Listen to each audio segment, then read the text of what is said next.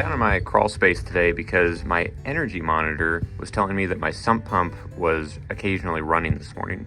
We've had a lot of snow melt the last few days, and so I'm not surprised the ground is a little bit saturated around here, but I'm not sure if my pump is actually pumping.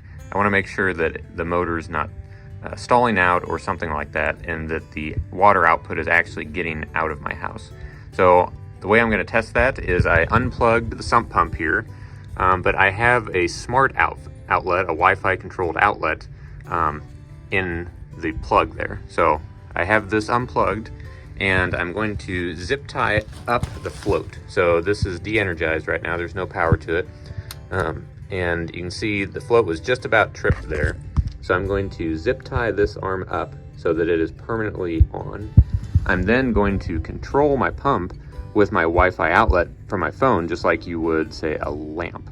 And so then I'm going to go out in my yard and turn on the Wi-Fi outlet and see if I see any water come out the discharge end of the sump pump line. Okay, and there it is with the zip tie in place, holding the float up.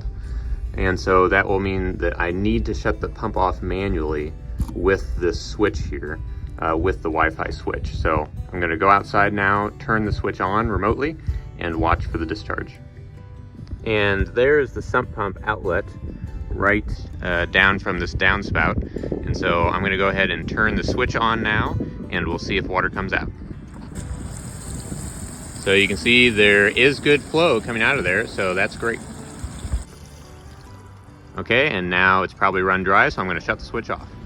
You can see after I shut the switch off, it continues to drain the pipe. So we're back here at the sump pump, and you can see that there is much less water in the pit. So the water did get sucked down to the bottom of the pump, where before it was at the top of the pump. If you did not see water come shooting out of the discharge when you flipped your Wi-Fi switch, that really could mean one of two things. Either one, your pump is not pumping, or two, the water is just not going where you expect it to.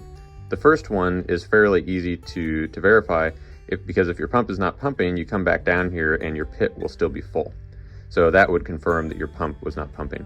If that's the case, go ahead and turn your pump on while you're sitting here by it and listen to hear if it's even trying to pump. If it is, like if it's making a humming sound but not moving any water, try cycling it on and off a few times with your Wi-Fi switch.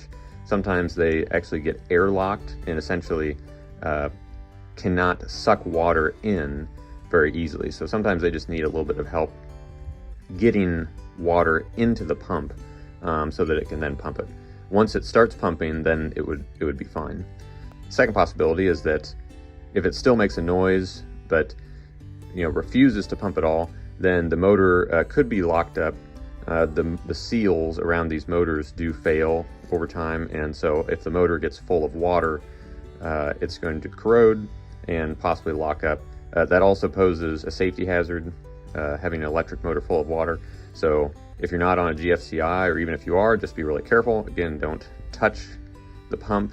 If it's plugged in, don't touch it. Just good rule of thumb.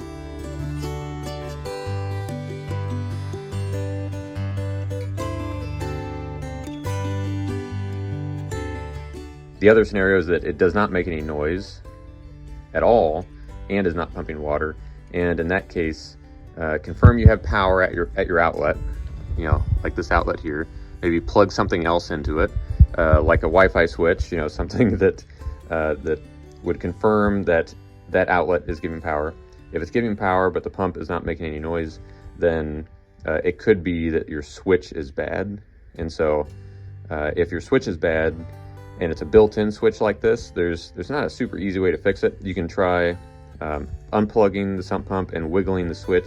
Listen for a click, because you should be able to hear some sort of click if you lift your float up, or if you have a swinging float, same thing. You swing it up, and there should be some sort of mechanical sound or feel when that switch trips. So if you don't have that, then that's a pretty good indication that you are just not essentially flipping your float switch, which means the sump pump will not turn on.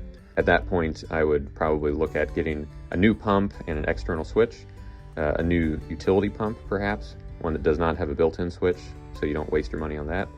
Those are all possible troubleshooting steps if you have a pump that is not discharging water. If you are discharging water, so in other words, your pit empties out, but you didn't see anything outside, then you're probably not discharging the water where you think you are. And so if that's the case, trace your pipe here and see if you notice it wet at any point, in your crawl space or your basement. If you cannot see your pipe, like if your pipe is buried underground, then just do your best to look and see if you notice any water like percolating up in the direction that it's going. You should be able to tell at least the direction that's going, because if you can see your pump, you can see the discharge pipe here, and maybe it goes out the sidewall or something like that, so go in that direction. If you can't see anything in your house, just go outside again and look in that area, the area where you believe it should be exiting your structure. Go on the outside of the building and just look around for any other pipes in that area, and also look for percolating water. It could be that you have a surface line like I do that froze and broke at some point. Look for other puddles of water, and if you have to, wait for the sump pump to fill up again, and then go outside and repeat the process and just look in other areas for water that's bubbling or shooting up from the ground. And so the pump does appear to be working pretty well, even though it looks like it has some age on it and really probably could be up for replacement here soon. I'm going to keep using this for now. So to put it back in normal operating mode, I unplugged it from my Wi-Fi outlet, and I'm going to remove this. Now I'm going to plug it back in, but before that I need to cut this zip tie because you do need your float to work properly in order for your sump pump to work. And then I need to grab it so that it doesn't get sucked into the bottom of the sump pump. And while I'm doing that, I'm also going to grab some other debris that's around the bottom of the sump pump. So again, the sump pump is unplugged, so there's no electricity here, but just remove anything that could get caught or sucked in, like there's somehow a small piece of wood, and actually another zip tie from some other job at some point, and then the zip tie that I just removed. And then looks like maybe just a few rocks and bits of dirt. So this style of sump pump sucks in right here. So this is like a base plate that it sits on, and the inlet is right above that. So just want to make sure that there's no huge obstructions. And the float itself is normally the point of failure on sump pumps, and you can see mine is really just about done for. So it's really rusty, kind of delicate, but the switch itself does still work. So you can hear that switching there, and the float does float. We saw that floating earlier, even though again, this is due for replacement soon. So hopefully that helps you get an idea of how to test your sump pump if you think yours may or may not be working, but you just want to know for sure. So in my case, mine was working. It's just that there's a lot of water in the ground around right now with all the rain and snow melt that we're getting here in my area. And so I just have to let it do its job.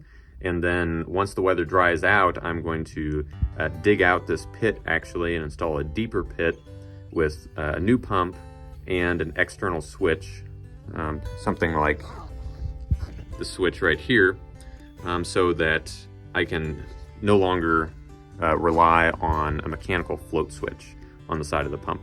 So that's something that I'm going to do later, but for now, again, I've confirmed that my pump is working, and hopefully yours is too. So see you on the next one. Thanks for watching.